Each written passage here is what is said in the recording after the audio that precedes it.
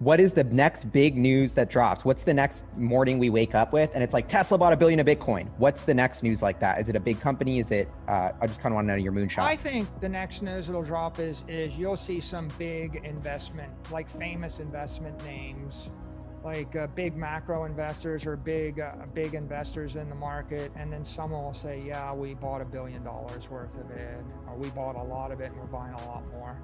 Okay. I don't know which one, but it's, look, golly, there's 10,000 big companies that could buy $1 billion of this. There's 10,000 big investors that could buy $1 billion of this. And there's 10,000 individuals floating out there that could buy $1 billion of this. And that's the universe. And right now, I announced I bought $1 billion. Elon Musk announced he bought $1 billion. You know, we've had a couple of announcements of 750 million. So, you know, you got 30,000 different players, and there's not a lot of room in this thing. So at some point, you're going to see 1, 2, 3 more of them. They're going to come out with serious news like that because it's possible and it's logical. I think it's got to be Apple. That's what I want to happen. Is like last time we talked about the Apple buying as much as possible, becoming like the Fed of Bitcoin. I'm still like, Apple, stop building an electric car to try and compete with Tesla. Just literally buy 100 billion of Bitcoin as fast as you can, and you'll make $1 trillion in 5 years, and that'll add the trillion to your market cap instead of fiddling around with competing head on with Elon Musk. Like if I actually, you know what I mean? Like, and it's almost going to be fiduciarily like irresponsible for them not to have done it when they just hold their fiat. But anyway, that's like kind of, I just keep feeling like, you know, it's a self-fulfilling prophecy once you do it. And that's why Elon said in retrospect, it was inevitable. It's like, it's a self-fulfilling prophecy. Bitcoin's up 30%, never going like, you know, since just because of Tesla. So it is sitting right there. Apple could raise $100 billion in debt at 1 or 2% interest. They can to compound it 200% money. Yeah. And again, the leverage comes from the cheap debt markets, the corporate debt markets, convert and secure debt market. That's the leverage. The fulcrum, the place to stand, is Bitcoin. And so we're waiting to see which company is going to be Archimedes, and they're going to use that leverage against that fulcrum to move the world. You know, yeah, it could be. I think the real issue right now, or at least a subtle issue, is the accounting treatment. If you buy the underlying Bitcoin as an intangible asset, and I think conservative CFOs, they're kind of it creates a little bit of pause for them to buy billions and billions of dollars of an intangible asset, because they'll have to do non-GAAP accounting on a balance sheet item and explain it to their shareholders. And so if they don't do that, then they have to go and they have to buy it as a fund, and then they have to get comfortable that if they held it in a fund model, that they would get GAAP accounting. And so I really think right now, working through the way they communicate it to their shareholder base and the way they account for it is what causes people to pause before they aggressively pursue this strategy.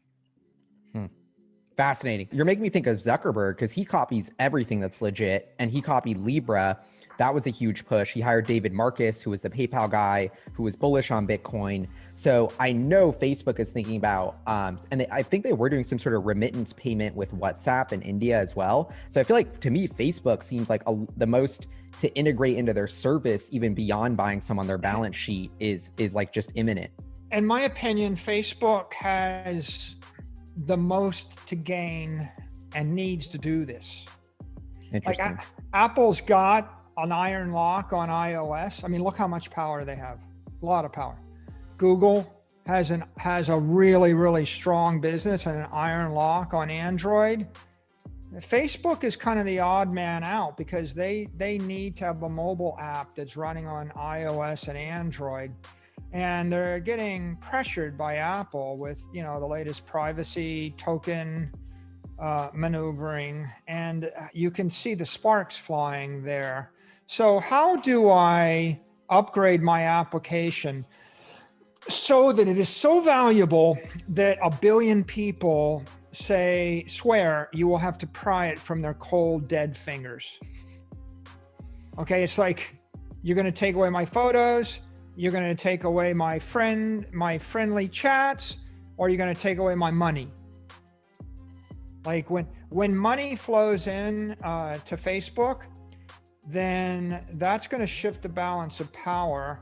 And it's, you know, it's offensive and it's defensive. It's a defensive thing. You kind of got to do it to protect yourself against Apple and Google squeezing you on the platform. It's offensive because it's a way to double or triple your value proposition to 1 billion people. I mean, what could be more important than giving 1 billion people a savings account that yields 200% tax-free interest per year? Like, I can't think of something. I also think, you know, the wild card here is Amazon, because this is a chance for, I mean, Amazon Pay, is it critical? I mean, compared to Apple Pay or Google Pay? I mean, no, right? Apple's, if I was in the pay business competing against Apple, I'm thinking, well, these guys control the operating system, they control the device. You better come up with something really compelling if you're going to compete against the company that controls the device and controls the operating system. Well, one very compelling thing is something that doubles every 6 months. Pretty and so compelling. How do you see? I think Amazon and Facebook, they're the challengers in the mobile space. I think that Amazon's got their own franchise. They can afford to ignore it if they want, and they'll be fine. It's just an opportunity for them. For Facebook, I think it's a necessity for them. They need to build it into WhatsApp and into Facebook Messenger and into the core. Otherwise, they get squeezed. I think Apple and Google, it's an opportunity for them. And if they don't move, then Square and PayPal just get stronger and stronger until somebody notices.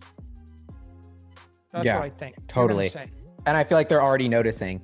And even beyond corporations, I wonder, now I'm thinking about the central bank sort of theory, or are they just so slow and dinosaurs that they don't even get this? But I'm thinking about like these huge sort of entities that have mass amounts of capital, maybe like some of these sovereign wealth funds.